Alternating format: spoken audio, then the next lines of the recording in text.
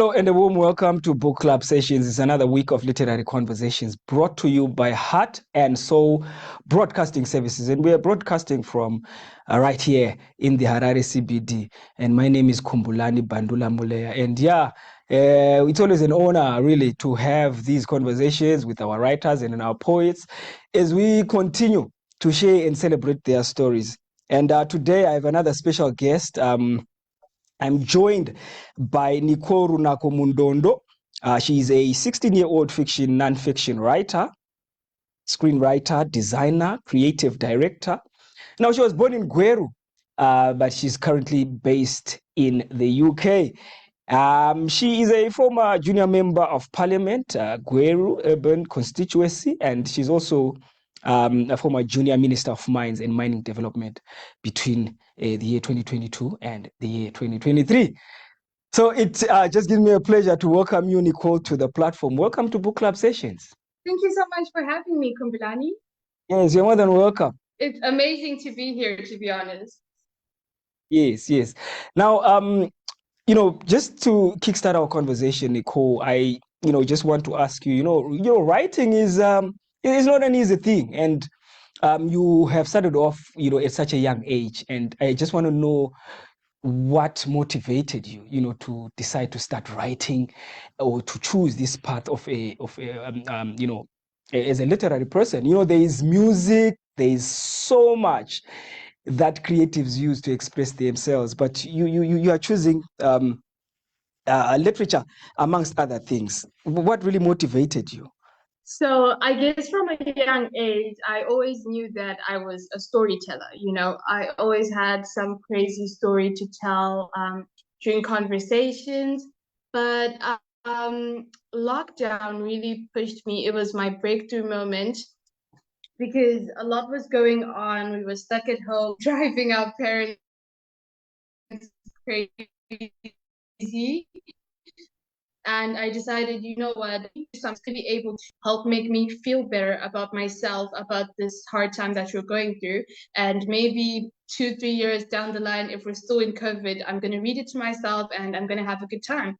So when I finished the first book, I was like, okay, I don't know who would want to read this, but I'm ready to share this with the world. So that's when I was like, I think this is what I've been looking for. This is what I'm meant to be doing. And it really was just a breakthrough moment. So prior to this COVID-19 experience, you didn't have any history of writing. Is this the moment that you started, getting into literature?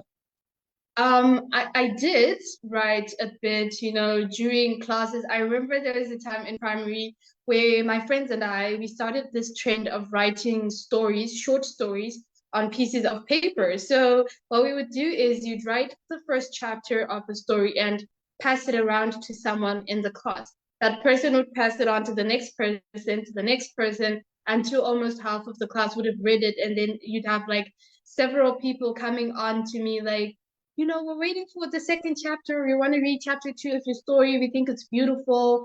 And from then, I always just knew that, I'm a storyteller and I think this is what I'm meant to be doing. Mm-hmm. Now, you are a multi-angled creative. I want us to talk about the creative space in Zimbabwe. You are a creative director, motivational writer, designer, and screenwriter in the making. So I want us to talk about your multi-angled approach to, these things. How are you going about that? Okay, so like you said, there's, several ways that we can express ourselves through art.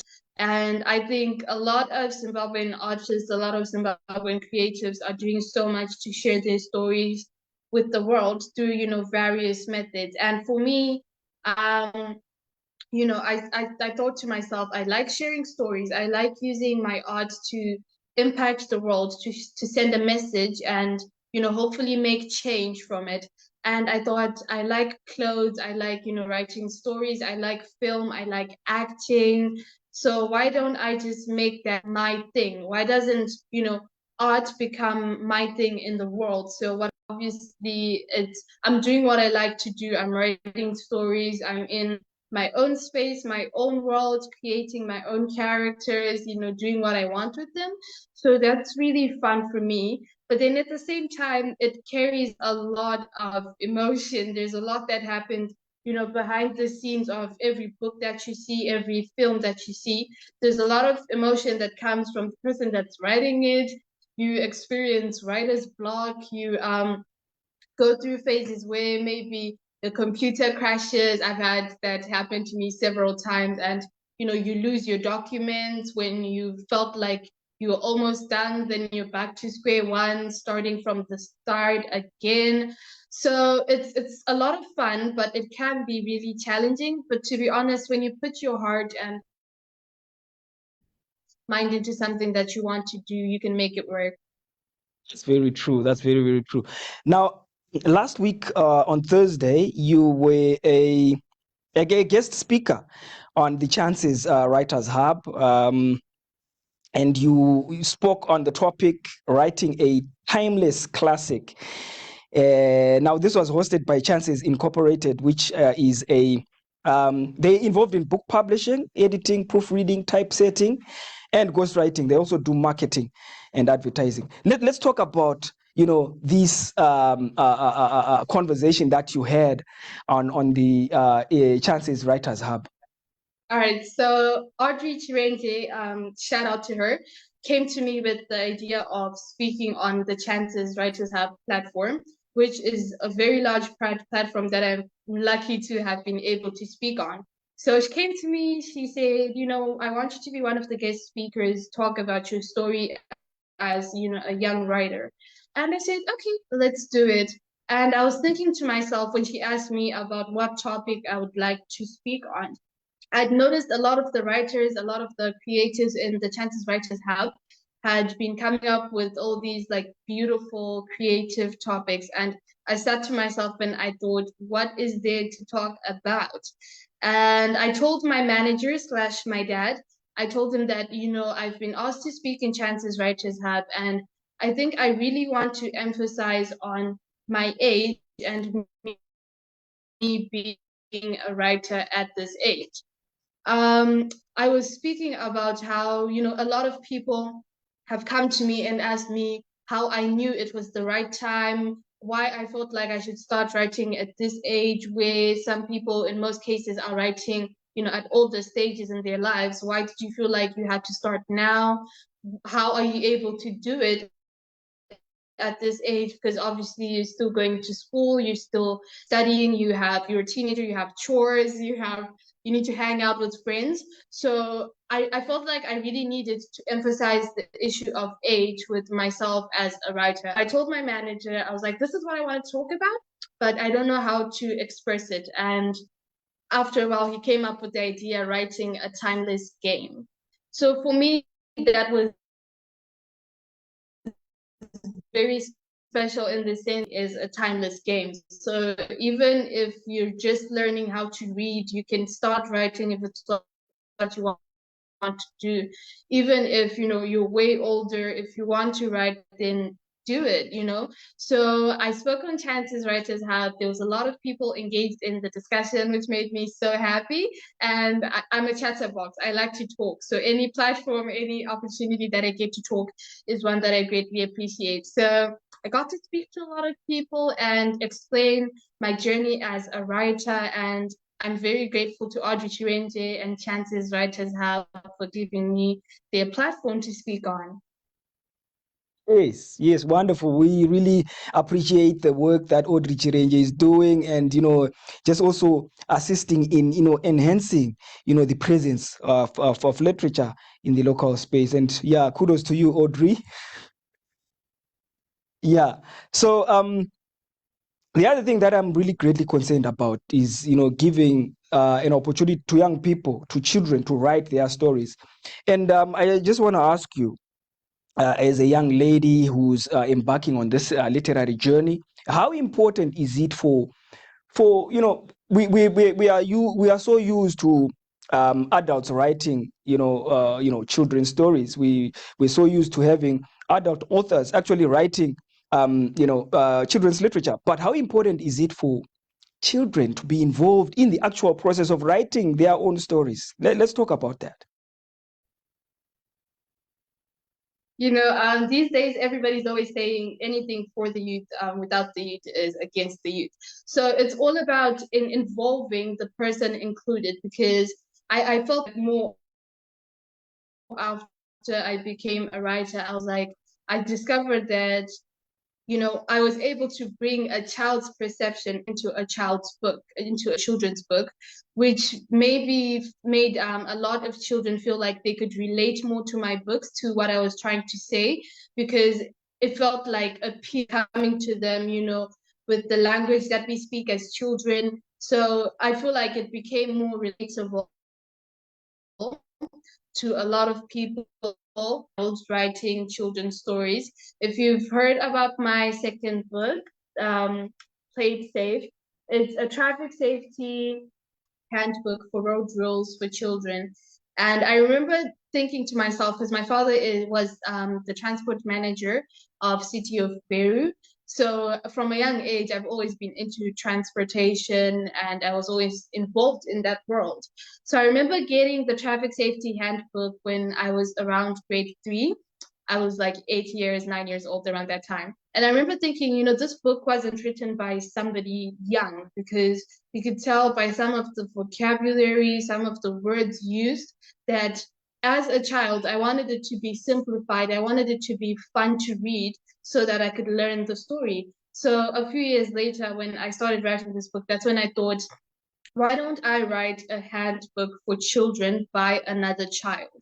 Let me make it, into a story, so that I keep the attention span of little children. They're gonna still be indulged in the book because it's fun, it's playful, brought to you by someone who's, young, fun, playful, and full of energy. You so I think relate more to something when it's created by somebody who you feel like is in the same age space, in the same situation, in the same headspace as you, basically. Yes. Great, great. So you know what? There's so much to talk about. I want us now to delve into some of the roles that you have been engaged in. When you were here in Zimbabwe, when you were in Gweru, um, you you are a former junior parliamentarian, and I just want you to just share with us some of the experiences and the roles that you were involved in as a junior parliamentarian, and how you envisioned everything from an angle of a writer. So, as a writer, like you said, I saw junior parliament as another opportunity to tell a story. But with junior parliament, it was more of telling a story about, helping the youth, giving the youth opportunities, fighting for the rights of the youth. And so, because some of our roles as junior parliamentarians are oversight, legislation, and representation. And I feel like that really represents who I am as an author, because as an author, I feel like some of my major roles are representation and oversight. So it became an easier task for me to be a part of the Parliament, since I already was writing by the time. And yeah, Parliament was quite the experience. I met a lot of amazing people through it, a lot of amazing peers, a lot of role models, a lot of people that I look up to. And we had so much time learning from these people, from the senior parliamentarians, learning what future leaders are. And I think that's really something that's necessary in the world, to help teach us as young children and make us feel like we know what the world is going to be like once we, grow up, once we get into the actual world. Because these days it's all about practicality, it's all about practicals. So if I feel like I've witnessed and seen somebody do something in front of me, then I'll feel like I'm ready for the big world, the larger world out there. So say, for example, I was to become a parliamentarian in the future, I would say that I'm quite ready for that, because I got that opportunity to be a junior parliamentarian, and it really helped me to learn more about leadership. It also helped me grow also as an author, because the stories that we'd hear from parliament, they inspire you and they push you, a mile that you didn't know you were supposed to get to.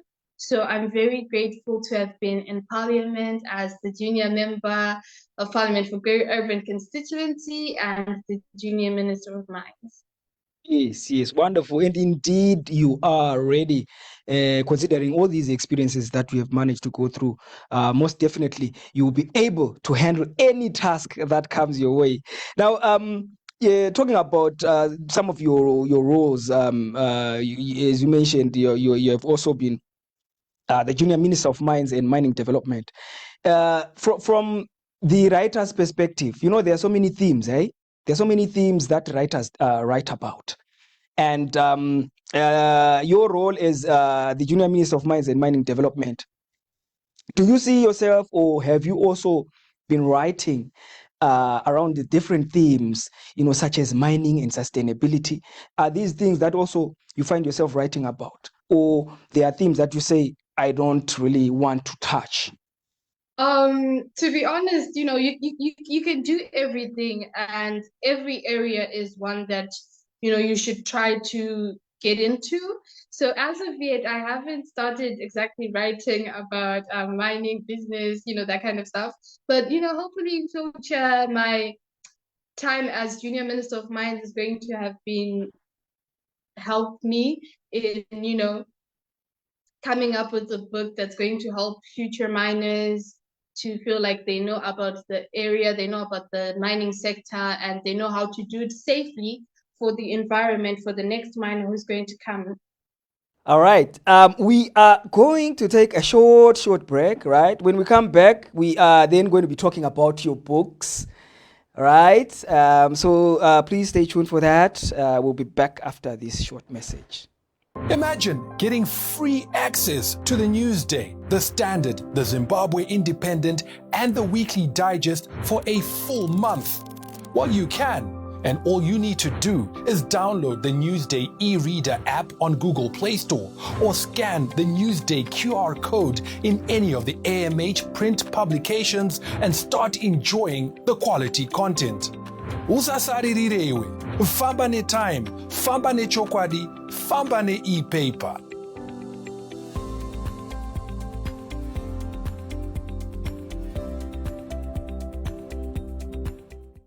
Welcome back to Book Club Sessions, and it's a pleasure really to have you join us here.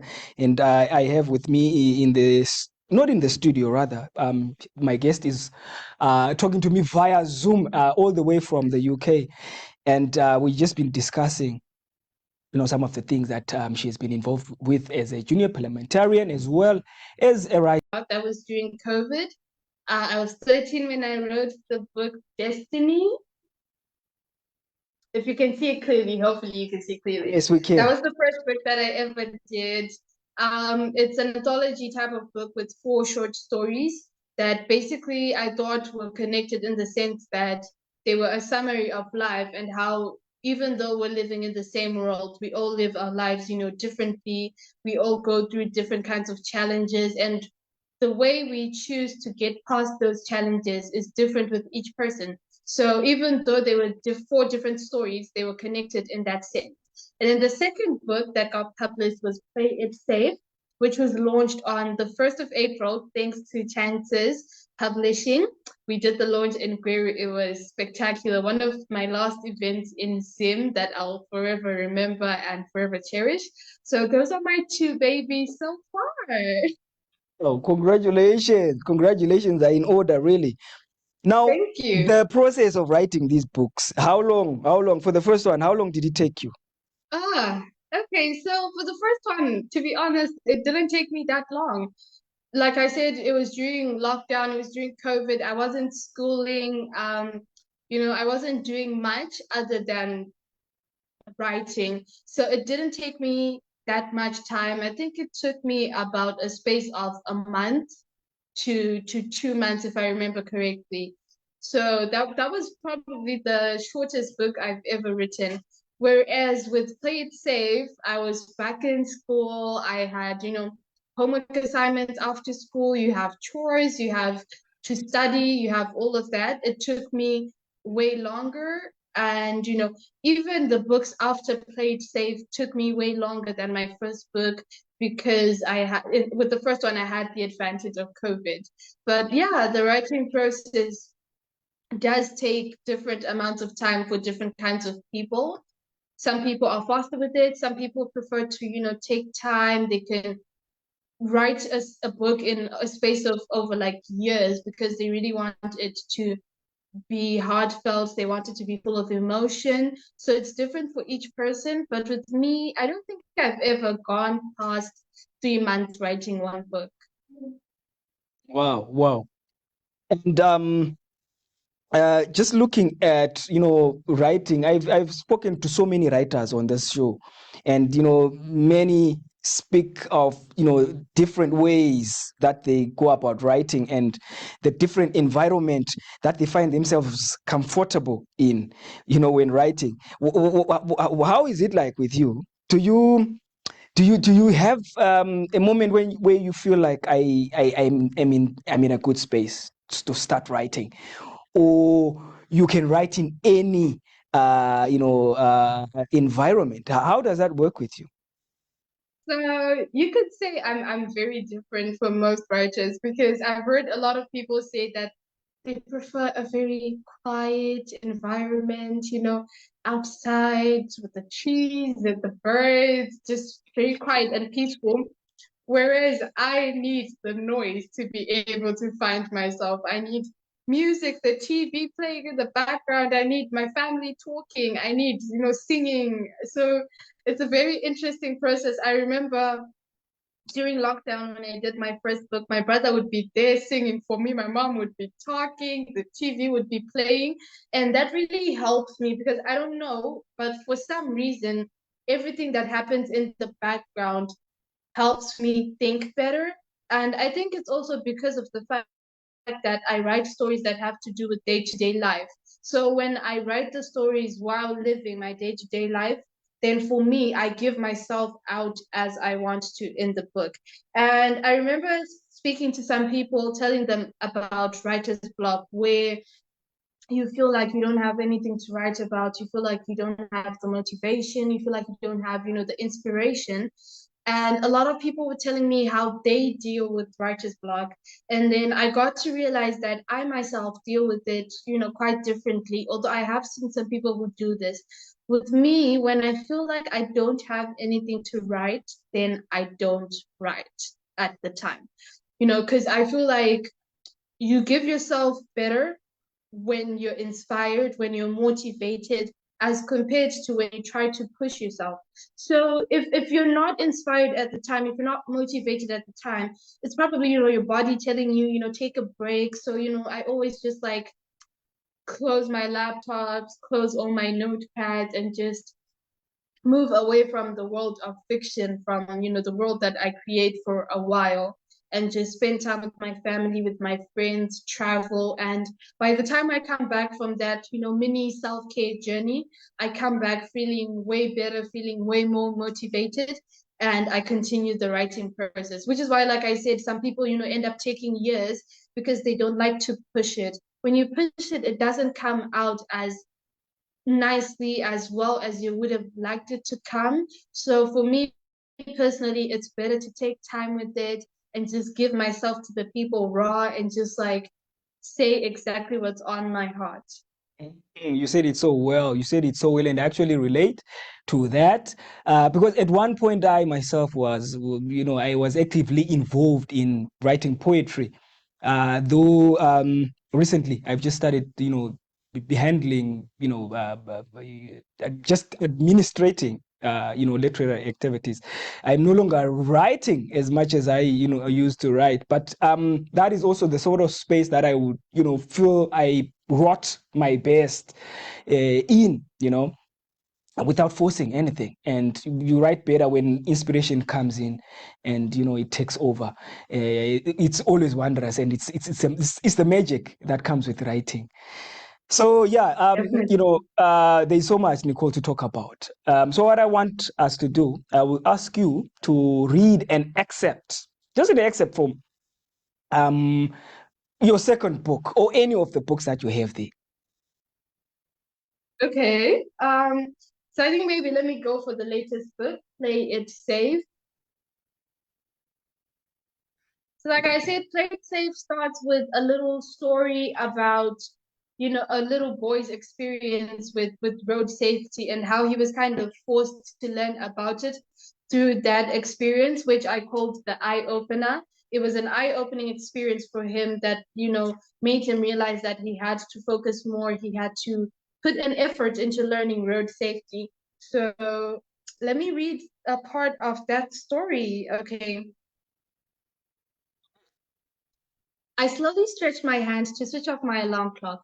The song that used to be my favorite had now become the abominable sound that pulled me out of my fantasies whenever they got good. I was a superhero in the world that my brain concocted, whereas in reality, I was nothing but a regular boy who was seriously considering faking sick to skip school that morning. I rubbed the sleep off my eyes and looked. Oh my God, I just hoped I was still dreaming or else I was in trouble. I did everything in haste and got ready for school the fastest I had ever before. Oh dear Lord, I cannot believe I overslept again. You know what that meant? Yes, I was going to be late, and Mr. Miller had said, and I quote, Johnson, this is the last stroke. Next time you're late, God knows what I'll do. We might even have to expel you because your record is that bad. Mom had warned me about my late sleeping habits. I sort of had a tendency of sleeping late while reading novels. I would always say to myself, this is the last page, then I'm going to bed. But I would always somehow find myself going to the next chapter. That is how I always ended up sleeping late and waking up late. My parents worked out of town, so they always left home at the crack of dawn, and I stayed home with my sister and the help. They both slept like me, and so I'd never have anyone to wake me up except for the alarm that I almost never heard each morning. Dear, oh dear, what would I say to my parents if he expelled me? I thought as I ran to the road to catch the bus. Surely there it was, leaving like it was deliberately rubbing it in my face for being late. I tried to run after it as fast as my little feet could carry me, but alas, I was not fast enough, and there I was, late as usual, having to run all the way to school. Wow, beautiful. You are also an amazing reader. I can tell the way that you read is just perfect. Yeah, so thank you Thank so you, much thank for reading you. that. Thank you. Thank you for reading. And what I want to also just ask you before we wrap up our conversation, you as a young person, you obviously are receiving a lot of family support, right? I want us to talk about that. I want you to rather share with our viewers and listeners the importance of family support. How important is that? Family support is everything, not just in writing, in everything we do as children, as teenagers. Even when you become an adult, you still feel like you need your family, standing beside you, behind you, supporting you all the way. So I'm fortunate enough to have a very supportive family who from the start were just there for me, there with me throughout the process of writing. Whenever I felt like I couldn't do it anymore, they were there to tell me that, just take it easy, take your time, and you can, get to the end. And I think with Zimbabwe, the creative industry is something that we're still getting used to. And so it might be a little harder for parents, for family to support children, to support teenagers when they decide they want to get into the creative space. Because it's always, you have to be a doctor, you have to be a lawyer, you have to be an engineer. So when you choose that industry, when you choose that space, it's harder for people to come to terms with that and say, okay, our daughter has decided she wants to be a musician, she's decided she wants to be a writer, she's decided she wants to be a poet. So, but once your family starts supporting you, you realize just how important it is. I think throughout this whole interview, you could tell how much I was speaking about my family, how my brother would sing for me, and it would help motivate me. They'd be making these funny jokes, and I'd just be laughing, and it would make me forget about all the emotions I'd be going through throughout the writing process. My dad, my manager, he's always running around doing everything behind the scenes. they're always just there wishing me the best of luck. I remember the last message I read before coming in here was a message from my mom. It was, all the best, you're gonna rock it, God is with you as always. And it feels amazing when you have that. So I feel like it's really important to have family support, and I pray to God that everybody who wants to step out and do their own thing, who wants to step out and follow their dreams, can get that kind of support from family, from also the world, because it's how the world also receives what you're giving to them. So I feel like it's something that I pray for continuously, that people get that kind of support from their family, so that we can all flourish and following our dreams, and we can help rebuild the creative industry in Zimbabwe. I can only say, wow.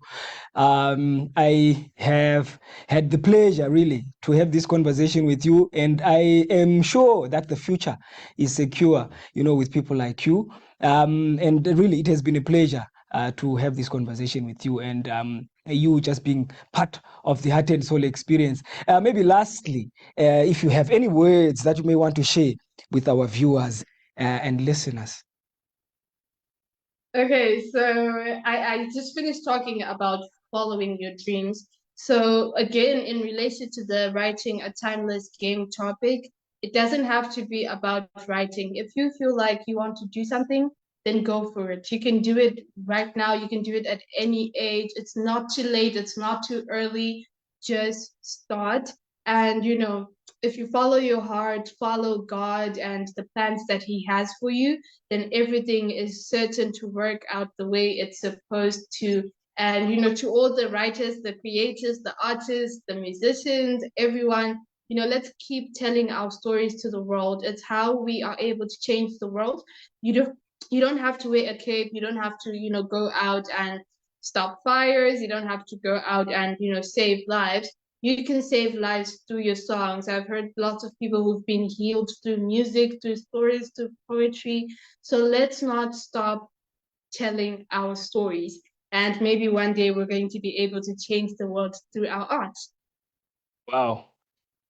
Thank you so much. Thank you so much, Nikoru Nakomundondo, for gracing the platform. And yeah, there's so much to talk about. And I hope to invite you again on the next segments that will be here. And I know there's so much that we can talk about regards to literature and the creative space of Zimbabwe. So thank you so much for joining me here on the show.